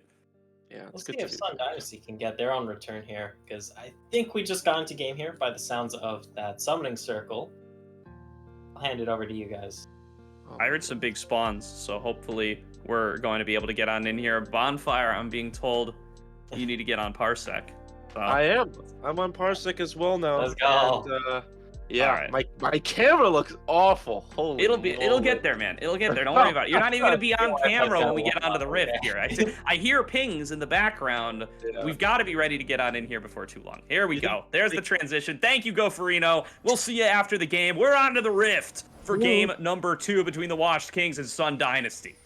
I kind of feel like, I hate to make this all about me, but I kind of feel like, you know when, what's his name escapes in that one movie? I feel like that. I'm real descriptive, Gordo. The one with, oh boy, I'm never gonna get it. Anyways, I feel like I just escaped prison, and I've made it to freedom, and I'm returned, and I'm hoping that both of these teams can, give us a good match, because I went through hell and back to get this back.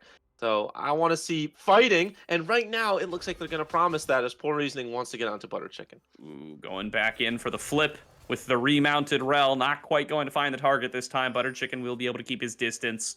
They're going to start moving on down. Going to get that ward at least on the ramp, and then probably going to have to retreat back to their own jungle. Nothing too spicy out of this early game, as it looks like Lunacy and 2-round Hero will be able to get that ward in response on the other side. Yeah, they get the ward down. There's going to be another ward brought down as well. This is what I feel like it's the counterpunch, right? It's the chess match. You take my pawn, I take yours. Pretty standard stuff across the board. And they should know, Obviously, they're not positive for sure, but they should know that it is going to be a top start for this Wukong, as they do wait in the tri-brush, so they know Kaisa coming up a little bit early. You'd like to imagine that they are aware that it is a top start for this Wukong. Now, the question is, do the Washed Kings know that the Kindred is there? Because I don't know if that ward is far enough out to spot Raptors. I think it is. I think both teams are aware where both of these junglers are going to be starting. Yeah, gonna be able to infer some stuff off of the context clues at the very least there. It's now going to be another early crash down coming in here from Poor Reasoning. Lunacy taking incredibly low. The Ignite is taking the flash forward. Arch can't find the auto. But Sun Dynasty going to be on the back foot already in this bot lane 2-on-2. Lunacy has got to get out of there. Yeah, that's Poor Reasoning right there. You got to give credit to the Rel right there, getting that knock up onto Sun Lunacy, just walking up just a little bit too far. Maybe used to the Rel of old, where they walked at 2 miles per hour before they, telegraphed their engage. Now, this is a faster Rel. This Rel can move around and is able to get Sun Lunacy's Ghost critically, not Sun Lunacy's Flash. So this Xayah still does have the Flash available to them if they want. They're not going to have available to them is quite a lot of this wave, although it is a cannon wave, so they should still pick up most, if not all of it, but they are going to miss the cannon. Yeah, for sure. So we will see, as got a little bit more sampling of the new Rel to be done, and Sun Lunacy gets a very early sampling right there, is going to be on the back foot for the foreseeable early laning phase. Lost about a whole wave to the turret, it looks like. We'll be able to pick up a little bit back, but definitely not what they're hoping for. Is nice little screen freeze there. Valley gets a little chunked out by Nooner and is going to take even more. This could be a little angle. Nice dodge away from that charge. Yeah, Nooner on more just does so much damage early. Poor Reasoning takes a lot of damage as well, but Butter Chicken cannot find the last of it. Able to get out of that engage from 2-round hero and Butter Chicken. And they're showing off that the damage might be here for Butter Chicken this game. We might actually get to see a damaging Kindred. For sure. And Valley going to be able to get the push, going to be able to find that recall angle they've been waiting for. Nooner might go for a freeze here, but Butter Chicken finding a little bit of an angle, but Voltage taking so much damage. Custody gonna flash in, gonna pick up the first blood. It's the solo kill, and might end up losing his life in trade for Butter Chicken. But a great use of the wind wall over the wall. Dante! It's 2-0 for the Washed Kings. Lost custody, will not drop. And the early game, it's looking a lot like game number 1. Lost custody. Play that about as well as you can. Yeah, I'd pause the game too there if I was Sun Dynasty. Maybe a bit of attack pause, maybe a bit of a time out from the team. Actually, I have no clue what's going on. The only thing that I do know what happened is that Lost Custody played that wind wall to perfection, baiting him back and forth around it, getting the kills necessary, ensuring that those autos from Butter Chicken didn't land, and Dante DiVincenzo more than happy enough to be donated that one. Beautifully played from the Aswa. And that's a tilter, Bonfire. It's looking really rough to be seeing that kind of start here for the side of Sun Dynasty. Is Poor Reasoning looking for a little bit of a play in the bottom lane, going to get ignited up, going to get chased back underneath the turret. Really at risk of going down there, but will manage to escape. There's that Vision of Empire from Voltage. Not going to end up finding its mark, but like to see that awareness. Yeah, that wasn't really poor reasoning. That was just poor decision making. But Rel, she tried it and didn't really lose anything for it. I believe I had to burn the flash. Yes, indeed, had to. So poor reasoning, has to burn the flash, but as a whole, does not give any gold over. Sun Lunacy very far behind in this bot side, just based on CS alone. But with that early trade on the Rel, ensures that the push is able to come out and almost gets an entire plate. Not it as a whole, but almost gets it. And Arch has to back off because of that. For sure here. Going to be that big CS lead in bot lane, responsible for a lot of the gold lead, as well as the 2 kills that end up coming through. Arch might be over-aggressing here, though. Butter Chicken throwing on down that mark of the Kindred, looking to try to get the kill, and will be able to do it. Great play there by Sun Dynasty to get their jungler back into the game. Yeah, and that's good to see, right? Butter Chicken you know, didn't have a game to remember in the first one. That's okay. You shrug it off. You hope that you can have a better next one. This is kind of a good start, right? This gets the Kindred back in the game. I'm not positive if they got a mark or not. I asked No, Caddy. they had Dante marked. They did have Dante. Okay, so no mark there, unfortunately. But still good to get it. Actually, I don't think there's any marks on this Kindred at all. But you know, all in due time, right? Get the kills first, the marks second. They did have lost custody marked at the time they went for that first blood, which just makes it that little bit of extra tragic, right? Yeah. Very unusual to mark a laner as your first mark on the Kindred. You always mark the jungler. Does mark the Yasuo, goes for the first blood on Yasuo, is literally one auto away from getting it, and then still doesn't get it. That's just a shame. Ooh, Poor Reasoning's off the horse right now, and the numbers are here. This could be a double kill if Arch doesn't play this well. Yeah, gonna have to remount up here before too long. A nice knock up from 2round. There's the remount from Poor Reasoning, but really wishing he had a crash down here. They're just trying to fight it out, but they're not going to be able to do so. Arch going to go down, and now Butter Chicken chasing the rest of the way. Ignite is ticking down, but not going to be enough to finish off the kill. And that's going to be the Washed Kings giving up another one in bottom lane, and Sun Dynasty coming back into it and getting all the gold right where they wanted on Buttered Chicken. Yeah, just some unforced errors from Arch and Poor Reasoning. No vision in the bottom river. Obviously, they have it close to mid, but not nearly good enough. And because of that, they found themselves getting ganked quite a bit from Buttered Chicken. This Kindred seeing a lane that they want to go in on. Ooh, Voltage taking a lot of damage. Voltage taking way too much damage. Yeah, Custody just gets the solo bolo once again in the mid lane, coming alive on the Yasuo and finds himself a level 4 Rakan. Looking to pay him a visit, is going to easily chunk them down to half HP, push in this wave, look to spend, and it's going to be Yasuo gaming all day long. Yeah, Lost Custody is playing this Yasuo beautifully right now. If they win this game, I think that they would become my MVP of the series. Had a fantastic Talia game in the first one, and so far has looked all the better on this Yasuo. The micro play of this player right now is just at a different level, playing so incredibly well, getting the leads that they need, and it's kind of a relief for Dante as well. Don't need to really worry about this mid lane. Don't need to be concerned about helping out this Yasuo, because honestly, it's been 2 solo bolos, could have been a third onto Buttered Chicken, but it was Dante that helped them out just in the very end. But so far, Lost Custody doing everything they're on their own. All right. Yeah, just looking like Buttered Chicken's been able to find some early plays on the jungle this time around, but Lost Custody making up for it in the mid lane. Going to be shaking out to be an interesting mid game here as first Rift Herald was picked up. I think that did go over to Buttered Chicken. We'll see when we switch back over. No, it went to Dante. All right, so I was paying too much attention to my mid lane. Didn't get to see the Rift Herald get taken, but going to be Dante looking to cash out on that one, and you got to believe mid lane might be high up on the list. I mean, if you can just funnel even more gold into Yasuo, get him onto that first item power spike way earlier than expected, it's going to go crazy. Yeah, it's really going to help out this Yasuo, who already is on pace to be an absolute animal. And I think that's really good for the side of Washed Kings when you so taking a lot of attention, taking a lot of the brunt of the force, just makes it so difficult to get onto this Kai'Sa, to get onto this Gwen. There's just a lot of damage issues, and they haven't really done a fantastic job. They've gotten the kills, they've gotten the gold to Buttered Chicken, but Arch is by no means actually up so much CS that they're ahead of their lane counterpart, and so you can't really ignore any of the damage threats.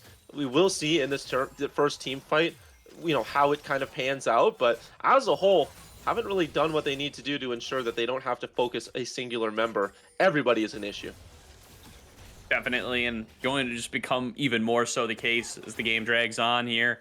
But still keeping it to a manageable 1.3k gold lead and keeping it close enough, mind you, that the team fighting, I feel like, is just going to favor Sun Dynasty hardcore. They have just so many ways to punish this Wukong and this Rel, and they don't really have backup game plans, right? There's no way to play the defensive Rel Wukong. You have to go in, you have to find the engage angles, and they're just going to punish you every single time. Voltage, though, very far behind. That might be what ends up becoming a pretty big issue for them, as that is going to be a mark going over to Buttered Chicken. So finally gets himself one, and now looking for maybe another onto that marked Dante DiVincenzo. Backing away. It would be a 4 versus 4 here, and it's not one that they favor. Dante going to find 2round, who will jump over the wall. Yeah, both teams kind of feeling each other out, trying to see kind of what the moves are. I always like to equate League to a chess game. The bishops are being moved. The rooks are in position. That and a street fight, right? It's both of them. Honestly, both very similar strategically. As I actually don't play chess, nor do I street fight. Ooh, that's a big wombo combo coming out of Dante and lost. An easy double kill picked up for the Yasuo, and who cares about your thematic countering there when Butter Chicken and 2Round, they get blown up before they can even press their R buttons, and that's an easy double and an easy dragon for the Washed Kings. Yeah, that was in no way a chess match. That was a lot more like a street fight. It was the first man to punch wins, and they pressed the go button early, and they pressed it at the right time. They get the kills, and that is why I was talking about in the draft. That is the concerns I have for Sun Dynasty. That is why I was such a fan of the Washed Kings comp. Because once you get that knock-up from the Yasuo, it keeps everybody in place. It ensures one can get the second charge of the ultimate off. And that's if they're not dead already. Because right there, the Wukong kind of just sat on it. Because who am I going to knock up? Everyone's dead. We've already done our job. Beautifully played. These team fights, I don't think are going to be Dynasty favorite as one might think. Yeah, and Yasuo now, with that Gale Force completed, has the extra dash in the tank for when you need just a little bit of extra mobility on your Infinite Dash champion. 3k gold ahead, almost all of that going to be on the Yasuo. Just a crazy game so far for Lost Custody. It does mean that you have a real clear target to go for on the side of Sun Dynasty, but it is going to be tough to get to him. That's a knock-up from 2Round. They are throwing down the quickness. They're trying to get this fight onto Poor Reasoning, going to look for the snare, crash down over the wall. Arch hiding back now in towards their turret. Got to avoid that snare. Will manage to do so. Here comes Butter Chicken from the side, but Lunacy has already lost so much of their health, and it will just be a back away. Nice play on the 2 versus 3. Butter Chicken just a little bit too far away for Washed Kings to be punished, although as I say that, Poor Reasoning takes a fair bit off that on the hunt. There's going to be the chase down. The Ignite has been thrown, but just still too tanky on the rel. Yeah, that's a decision I kind of have to question mark. You know, burning all of these ultimates, all of these abilities on this rel as they force voltage's flash there as well. They burned so much on that rel. I don't really understand it. Rel always is going to have, or not always, but had crash down in that fight, and so worst case scenario you flash, best case scenario you walk away, and in the middle scenario, which is the one that we were in, you use Crashdown, and was able to get away. 2Round had to burn ult. Butter Chicken and Sun Lunacy find nothing, and they Lost Custody knows that the Kindred is down there, and so instead is able to get Voltage's flash. So I don't know, that didn't really work out how they wanted to.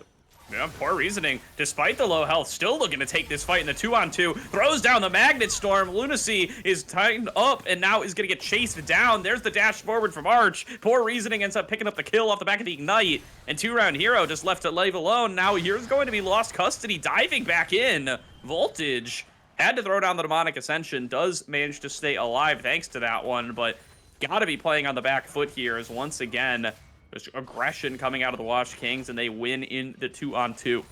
Yeah, Yasuo saw us all. So if Voltage walks up in the slightest, you could definitely see Dante using the Wukong ultimate with the knockup. Yasuo ultimate dead Swain, but with Butter Chicken, sure that's not going to happen. Got to give credit over to Nooner right now. I think it is a very, very difficult matchup into a Gwen. Tanks into Gwen tend to struggle. But only being down 16 CS isn't the end of the world. Doing a good job of negating that pressure that I'm sure Low Valley would like to have. But they don't have a winning lane.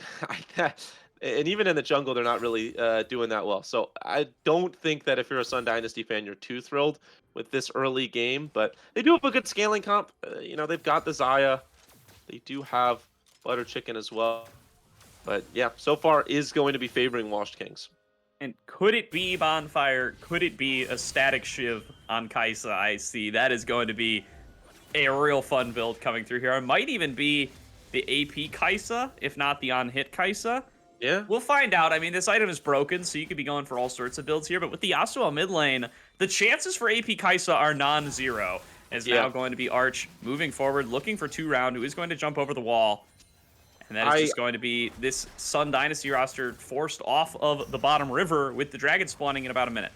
I hope it's not an AP Kai'Sa. I have a personal vendetta against AP Kai'Sa. I think that you are throwing any lead you might have on Kai'Sa because I just think AD Kai'Sa does so much more. And Arch just becomes a W bot. And in the team fights, you're basically worthless. So I really do hope it is not an AP Kai'Sa. That being said, Oh, could be. Dante. Why you gotta do him like that, man? Is they're gonna be chasing down onto Buttered Chicken. The smite did come through for the Wukong blue buff. Going to be warned by the Washed Kings. That's going to be that Never Move not managing to land. The Washed Kings going to cash out pretty happily here as they move down towards the bottom side and are just ready and waiting for this dragon to spawn up. Yeah, I mean, they just flexed kind of that gold lead that they've built themselves. 5,000 or 4,500 gold lead. You're able to do stuff like that. Honestly, that lost custody wasn't close enough because if he takes that knock up into an ultimate, and I think that is a dead Butter Chicken. If so, as it will be the Kaisa getting the bot side turret. Lost custody, just playing with so much confidence. Going for it again, yeah. Poor reasoning, though. Going to be here. Not going to be able to do anything up against that quickness grand entrance. There's going to be the double never move. There's the shutdown for Lunacy. And make it one for Voltage as well. Sun Dynasty, they punish that confidence and that over-aggression, and they find themselves too. Yeah, don't you know that greed is a sin, Gordo? Lost custody, sinning right there. Playing too far up, not knowing where the enemy was. They're going to lose so much on the back end of it. Not only is it the 2 kills, it's going to be the Rift turret. I'd like to imagine it's going to be this dragon as well. Dante and Arch are here, but without lost custody and poor reasoning, I just don't see a world that they try to go for this. And indeed, they hedge their bets. They decide not to flip this one. Arch hanging around looking for a W. Steal, Dante. Dante. You the minx. Smite Lord coming through here, making the plays happen. Does expend his flash just to make sure he doesn't give that kill back over, but that's, again, a little bit of a tilter for Sun Dynasty. This is going to be a mental warfare as much as it is a physical one on the Rift. As Sun Dynasty, they get themselves a good play, but once again, they just have their rewards snagged away from them. Yeah, but as a whole, I think you're happy with that one. Rift Herald, 2 kills. But yeah, I think you would have loved that dragon because that's 2. You know, that's 2 over to the side of Washed Kings. You cannot ignore that. Yeah, there's going to be some CC coming through on to 2 round. We'll be able to grand entrance their way out. We'll be able to dash back, keep themselves safe, but again, threatening those engages, getting those good chunks out of potential engage tools from Sun Dynasty is going to be a benefit for the Washed Kings as they're looking to siege in mid lane. Voltage, meanwhile, chunked down to half, nearly goes down. Poor reasoning with the flash spear, picks it up, and the support roll, and now Valley getting engaged on the top side is going to be able to throw down. That field is going to pretty much nullify Nooner's ultimate thanks to it, and we'll just be able to waltz out. Yeah, no need for a flash when you've got Ghost and you've got Gwen is immune. No concerns at all. Able to get out there, feeling safe and happy. This gold lead, even with that early win, or not that early win, that previous win, that Sun Dynasty had gotten themselves, is still around 5,000. Lost custody. Gotta always keep an eye on where he is, and right now he's engaging on 2 round. Oh, the knock-up onto Lunacy, just nowhere to go. Magnet Storm into ultimate from Lost Custody, and they easily clean that one up. Dante picks himself up a double, and now going to be chasing down on to Nooner, who is tanky, but not tanky enough to withstand all 4 of these, and that's a Gnasher's Tooth on Arch, by the way. Yes, yes, and I will say you do build Gnashers normally on Kaisa to get your W leveled up, so we're not sure yet. I need to see one more AP item, and then you I'm sure. usually do evolve your Q first, if you have any intentions of evolving it. Is Arch going to get forced back away? There's going to be the follow-up Prey Seeker, not going to quite find Buttered Chicken as he does go into the Lamb's Respite, but now the damage being returned on a Voltage. They will manage to get themselves out of the Demonic Ascension, so it will end, and this is an opportunity for them to turn it back around. That's a nice never move, landed onto Yasuo, but lost custody. Tanky enough thanks to the passive. We'll be able to back on away.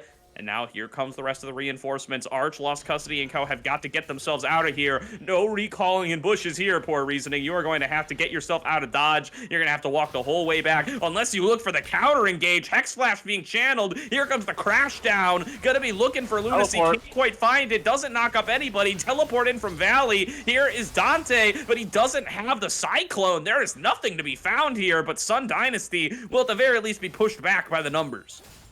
Whole lot of nothing. Whole lot of nothing. Box of Cheerios. Nothing happening. So neither team get anything on the back end of that. I think it was a lot of flexing your muscle. I'm stronger than you. Now I'm stronger than you. But at the end of the day, that really doesn't benefit anybody. 7,000 gold lead still for Washed Kings on that initial fight. And they're doing a fantastic job of, again, ensuring that every single person on their team has the kills. Again, I would like to direct you, over to this Kaisa build after this fight. Oh, look at that. Going for a little bit of AD in there somewhere. Maybe a little Goonsu's action, as that's going to be a solo kill picked up on a Butter Chicken, and there's a solo kill picked up on the Lunacy. The Washed Kings, they get their health bars back, and they're just picking them up in the one-on-ones. And now starting off the Baron, because it's 3 versus 5 on the map. Poor Reasoning now looking for the engaged flash over the wall. They're going to take this with ease. Nooner gets melted down by Arch and Valley's damage. 2round going to be the next target. Does go for the quickness to get himself out instead of in. But the Washed Kings, they've picked up 3 kills. There is going to be nothing that 2round and Voltage can do to stop this Baron, and they're gonna balloon this gold lead to almost 10k. Yeah, this is not even close. Sun Dynasty just running into a wall right now, and that wall's name is Washed Kings, doing everything in their power. If you look at the gold difference, every single person is losing to their counterpart. Even Poor Reasoning is beaten 2round. Poor 2round.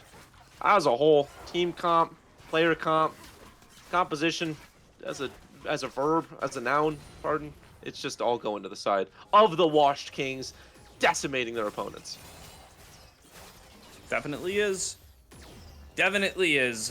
It's very close to 10k now, just a couple hundred gold apart. Lunacy going to go in for the joint recall here. Oh, Arch gonna look to interrupt them both. Gets a little shot off there.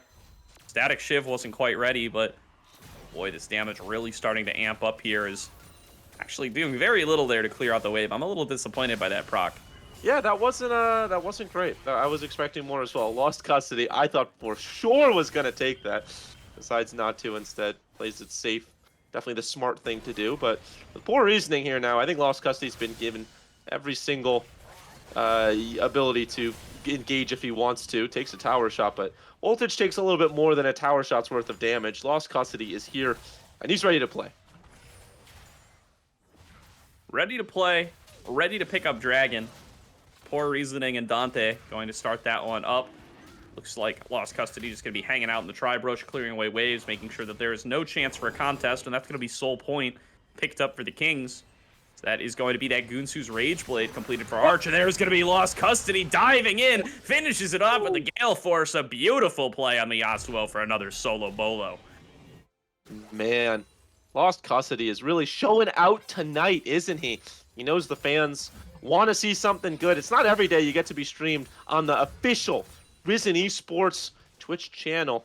Not every single game is on Risen, on the Risen channel. Obviously, we get to choose what games are streamed and what are not, and so Lost Custody wants people to remember the name, and right now, he's making a good case for it. 6-1-4 on this Yasuo. Did well on the Taliyah as well, but this Yasuo was blowing all of those expectations out of the water. Taliyah game is in the rear view. I can't even remember how he did. All I remember is that he did well, and this game is way beyond that. Yeah, there's an old saying in North American Amateur Bonfire, which is just win, and that's the recipe for being able to get on to the Risen broadcast. If you can just keep on winning, if you keep making it and make it to playoffs, you got another chance. Make it deeper in playoffs, your odds just go higher and higher. The less matches are being played, the more likely one of them is going to be you, and if you make it to finals, I promise you're going to be on stream. So going to be well on their way to being able to accomplish that here for the Washed Kings. If they are able to take another win here, a 3-1 start in the Divine League, a great recipe for being able to make a playoffs run. And just such a dominant performance of them in this group so far, taking both of their wins 2-0. Now looking to maybe take a third. Gordo, you'd have to imagine all of these players' dreams are to be casted by the great Gordo. That's, I think everyone I don't know if I'm doing finals yet, so we'll have to see. But there's going to be the big engage from the quickness of Rakan, but it's counteracted there by the Washed Kings, just cycloning through everybody on the side of Dante DiVincenzo. There's going to be Arch fighting it out, but at no HP and no mana will get turned around on. Butter Chicken manages to pick up that shutdown. Poor Reasoning's on the side, but here comes Valley. Full HP off the back of the recall. Snips them down with a double kill, and it's going to be Nooner getting chased the rest of the way into the base, going to be in the one-on-one up against Gwen, and the scaling is complete. This is not a fair lane matchup any longer. Valley going to pick up a killing spree, get the unofficial triple kill, and open up the base for the Washed Kings. Valley was scaling, just waiting to become that great Gwen. Doesn't even care. The disrespect 2-round hero, waiting for the minions to crash in so Valley can make their great escape. Was 0-0 and I believe 0 before that fight, and have done a fantastic job of ensuring that the Gwen is here and is here to play. Low Valley waited, and now the Gwen is online. And you got your Gordo call. So Valley, throw it on your Twitch, throw it on your Twitter. Gordo calling that you got that triple kill and that you have scaled up. And don't forget who brought you here. Your good old buddy Bonfire telling you that you did well. I'm just, you know what? I don't actually know what I'm doing. Gordo, stop me. Hyping them up. You never know if they have like cast on in the background of the game. They're on a 3-minute delay. The game might be over by now, to be honest. I think the odds of that are pretty decent. No typing in Twitch chat if you are there. No spoilerinos. It's against the rules. But very possible that they're here and they're listening. So in that case, going to be speaking to him directly from the heart just a little bit. Has lost custody. Gets the split on the top side. There are 4 members of Sun Dynasty up there, so maybe a potential to try to collapse onto the Yasuo, pick up some of that juicy shutdown gold. But I think Custody likes those odds. He's just the kind of player who wants the smoke. He is a dangerous man. I think Custody says 4v1. I'm a little mad you didn't bring the 5th. I think I'm winning on this Arch build, by the way. That's a needlessly large rod, and I think Custody's winning this one-on-one. Just picks up the solo kill. Barely even need to cast it there. Lunacy's going to take that one to the face and end up going down in the middle of the Featherstorm. And Lust Custody, he's not done. He's still stepping up. He's got his boy Dante in the back pocket. Here comes Poor Reasoning off of the side. They're going to be able to pick up this topside inhibitor at the very least. And there's just nothing that Sun Dynasty can do at this point to defend. They're so far behind in gold. There's going to be the double knockup. There's going to be the wombo combo. Storm and everything on top of Sun Dynasty. 3 kills melted down. Nooner going to join them. A double kill goes to Arch, who with a needlessly large rod is building AP. And that's going to be the Washed Kings slamming this in a 2-game series. Incredibly one-sided games. And they are on the road to 3-1. AP, AD, the only thing I think they see is AW as they are about to close off on this enemy team. They do not care what they're building, what you bring to the table. Valley, yeah, it's whatever. Who cares? They get the win. They don't seem to worry at all. Almost, it was, what was it, a 16,000 gold lead at the end of the last game. They did outdo themselves almost to the tune of a 20,000 gold lead. And again, refused to eclipse past that 30-minute mark. Washed Kings, a 2-0 and a dominant 2-0. I think one of the most dominant 2-0s we've seen in a long, long time. It ends up very much not close, as we called that if it was a substantial lead there for the side of the Washed Kings, that they would be able to just run away with it and they would be able to win these team fights through their gold lead alone. I did not call that they would be literally killing the other team before they even get to press their ultimates. But that happens in multiple fights there. Multiple fights where Kindred goes down with Lamb's Respite. In that very last fight there, Swain goes down with Demonic Ascension. Quickness is up as well. They don't even get to play League of Legends. Yeah. It's just those members happen to be very squishy, weren't able to get any tankiness in it quite yet, Gordo. And when you got this super fed Yasuo, when you got this fairly fed Kaisa, you're able to burst people pretty damn easily. You can see it in the gold graphs here. It just is all Washed Kingdom and doesn't really slow down from there. Oh, geez. I remember how in the draft I said that the Kindred just has to do a little bit more damage than the last game. Don't look at the Kindred's damage, please. They didn't do that. Spoiler alert. That is rough, man. 6,500 damage. Not their day. We'll just say that. No, absolutely not. And yeah, I mean, it was looking good there for a little while. They got 2 kills early onto it. It was looking like this might be the Kindred comeback game, but just a massive amount of great outplays coming in across the lanes, really, especially in mid, though. This Yasuo just completely running away with the game, building up nearly a 10k gold lead individually. The Kaisa ends up cashing out plenty as well and was already starting to win that 2-on-2 at level 1, it felt like, just pushing them back over and over and over again. Not able to get enough gold are the Zion Rakan, and the fights are just not able to be won from that point on. Yeah. I think honestly it snowballed to the point that I think the snowball broke my camera. I think it snowballed that far, and so we're gonna obviously try to get that back online. But you can hear me, so you can hear when I say that this series was about as close as the Taj Mahal is to the Eiffel Tower. It just was an astronomical geographical difference. Yeah. That's definitely far distance. I'm trying to mentally calculate that. No, I Miles. gave up. I gave up instantly on trying to mentally calculate that. That's not my subject at I any don't know. point. Bonfire got me thinking about a globe. Yeah, it's many miles. India is not close to France. I was just Yeah. thinking of notable large pieces of architecture. Definitely not very close there, as I think we got some replays coming up here before too long to check out how some of these plays ended up going. I've been told 1 sec, so we can talk a little bit more about the game there. I loved to see that comeback from, if you want to call it that, from the super early kills that were able to be picked up there by Sun Dynasty, but Wash Kings the whole way through. I mean, it was a solo kill for the Yasuo in mid lane, so probably not going to have been a gold lead at any point there. Let's check out that solo kill to start things off. Yeah, this one's just rough. You guys said like this one really stung because the mark was also on Lost Custody here, and Lost Custody was kind of smurfing all game. This is the start of it. Just go on in. You're gonna be able to just get a lot of damage on it down. Get that. Pop the ignite while this Swain for voltage is still squishy. There is no Lamb's Respite. This is level 3. Flash one last Q to make sure you secure that. And great win wall here. This is like one of the best things you can do to piss off AD carries is Yasuo, where you're literally just standing in the wall and just hopping back and forth, like kind of like hopscotch in a sense, to block all their auto attacks. And yeah, that was a huge 2-0. Really nutty play there. Going sicko mode, as the kids in early 2000s would say, or maybe Early 2000s? Let's I say think you might have 2010s. sicko mode Yeah, might I have was been gonna in say the aughts. it's okay. The album came out, or that song came out like 2018. So if they had said sicko mode in the early 2000s, I think many people might have been a little surprised. As surprised as I was that he got the double kill. Honestly, I cannot believe that he did that. That was unbelievable. Yeah, I thought for sure it's It going to be the wasn't a trade back. double.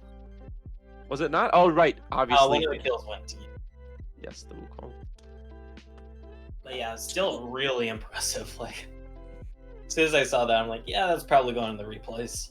It's going in the replays. It might be game as well. They do really manage to come back a fair bit from there, and I do love to see that, like I said, but just doesn't manifest it too much, as we do have a second replay coming up here. Let's check it out. As going to be, I assume, another big team fight win for the side of the Wash Kings. That's pretty much most of what we had going on this game. Butter Chicken doing the right thing, trying to steal away a blue buff here. Is going to have it snagged away from him, this time by Arch. A recurring theme throughout this series for old Butter Chicken as he gets chased down across the map. Arch going to be ready there with the killer instinct and just picks up the solo kill. And meanwhile, across map, Lost Custody picking up a solo kill of his own. Doesn't manage to land the tornado, but a nice flash away there from the Blade Caller will pick up another solo kill for the side of the Washed Kings. And from there, you're allowed to start up Baron if you want, but it attempts to contest here, 3 versus 4, going to be met with disaster. As over the wall comes Valley, he's got everything ready with the needlework. Arch is there as well, and they just melt Nooner down like he's not even a tank. And now from there on out, it's just Voltage and 2-round. And even though 2-round manages to escape by blowing the ultimate, this is a 2-man squad that has 0 chance of stealing your Baron. Yeah, there's nothing you can do in that situation if you're those 2 members, but it just comes down to an old Valorant or a CSGO or really any first-person shooter saying, which is if you win your ones, good things happen. Now, ones tend to mean your gunfights. In this instance, you win your 1v1s on the side lanes, and they do. They win their ones, they get the kills, set up an uneven fight at the Baron pit, and chip, chop, chop, easy peasy. That's how you get Baron. Yeah, because I believe that was a huge spike in the gold graph we saw post game, where it's like before, yeah, there's a pretty sizable lead. Then after that, it's just like this is what turned it into that monumental lead, where it's like, yeah, it's basically all but over in name. For sure, as we're going to be ready with a third replay here before too long. I assume that's going to be that final play, and we're going to get to note there. None of the ultimates get to be used. That happened a couple of times in this game. I called it out earlier on. But really just makes a huge bit difference. Okay, it looks like we do not have a third replay ready, so we are going to throw it to a quick break here, as we're going to be back before too long with an interview with Dante. So we will see you in just a few short moments.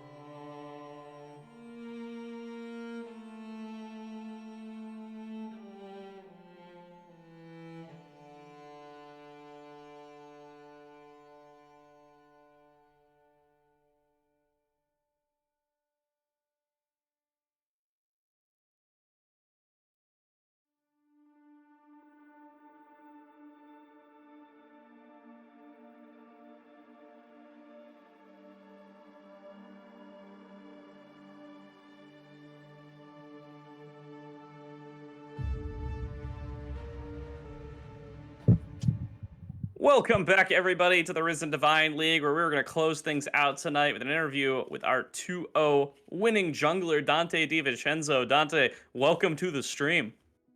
Thank you guys. I'm happy to be here. Happy to have you on.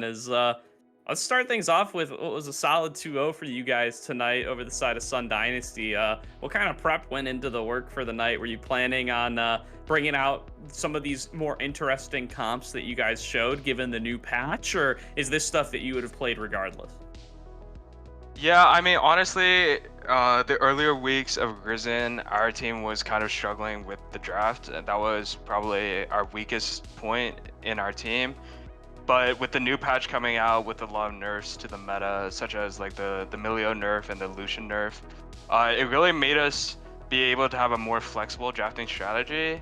And we showed that, like in game one, we had the fasting Senna, which went really well for us. And then game two, we had this like wombo combo comp where we just go in and just kill them all. So. Yeah, I first of all, congratulations on the win. Obviously, credit where credit is due. You guys had 2 quick 30-minute wins, so I'd imagine everyone had places to be with how dominant you guys were in this series. I wanted to ask. Obviously, you move with this win to 3-1. You talked about how you weren't doing well earlier in the season. You're still were 2-1 going into this, so you've put yourselves in a good position to go into the playoffs. I wanted to ask about your ambitions, kind of moving forward in the league, and do you think that you're a team that really deserves respect as a potential championship-winning roster? I mean, I think we go into every match expecting, to win. Obviously, you can't have it all, but our team play, our synergy is really good.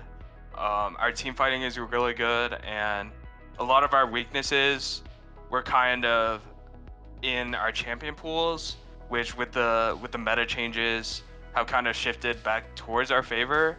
So I wouldn't be surprised if, we were back here come playoff time. Good to hear. So my one question is a bit on the goofier side. In game number 1, you got a double kill bot lane as Gragas. I wanted to ask why the double Fiendish Codex back, because I've never seen this tech, but it looked kind of funny. Well, I actually took that tech from our manager, Saknal, so it's just a really interesting way, because the Fiendish Codex, it gives you ability power and haste, versus normally on Gragas, you want to go Night Harvester first item. But haste is just like such an OP stat on Gragas that, I mean, if you've ever watched like the Baus play, when he plays Gragas top, he goes double Fiendish Codex, and it was just something that is really powerful to make it clear faster, which is like one of the ways that Kindred can win the Gragas Kindred matchup, is just by farming faster than Gragas. So it kind of takes away the weakness. And since I'm, 2-0, I'm fed already, why not? All right. Yeah, I like that lore. I didn't expect to be. That was actually, that was a super in-depth answer. Real happy to hear that one. Let's do one more here, actually. Dante DiVincenzo, Bonfire was bringing up the name here as referring to the NBA player. What, you got any backstory on that you could share with us? I mean, I'm just like a Warriors fan, and I was so surprised that the name was available. I was like, I have to have it. And, maybe Dante might leave the Warriors after this offseason or whatever, but, it's just kind of a goofy, funny name. I really like the name Dante DiVincenzo. It's just funny when you die to someone like that. Like, it's just, it's a memorable name, and hopefully, the opponents in Risen will start to respect Dante as not only an NBA player, but also as a league player. All right, love to hear it. Love to hear it. Well, we're gonna close things out here before too long. Anybody you want to shout out? Anything you want to say to everybody still watching before we close out the Divine League for the week? I mean, I'd like to thank everyone for watching. And the team we played, Sun Dynasty, they were pretty good. So, I mean, it was a good test, and hopefully, we'll be back, and you'll see way more of the Watch Kings in the future. Thank you. All right, and one more mention there. Lost Custody was our MVP of the day, was not able to join us, but thank you so much to Dante here for managing to join us here and give us some of his thoughts on the game. It was a real joy to have you on here. And thank you everybody at home for watching. Well, that is going to do it for our Divine League broadcast for the day. We're going to be back throughout the week with more Risen Leagues, and we'll be back next week with more of the Divine League. But for myself, Bonfire, and Gopher Eno, as well as Caddy on production, thank you all for tuning in, and we will see you next time.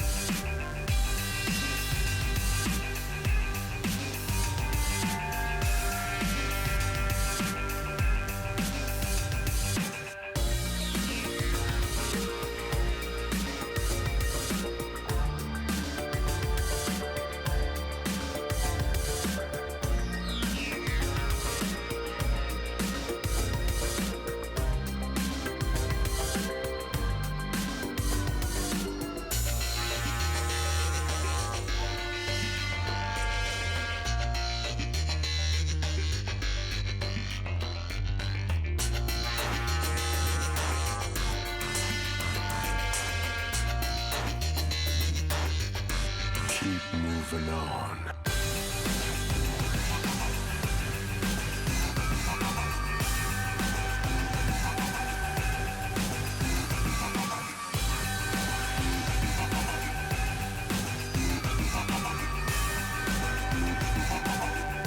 Keep moving on.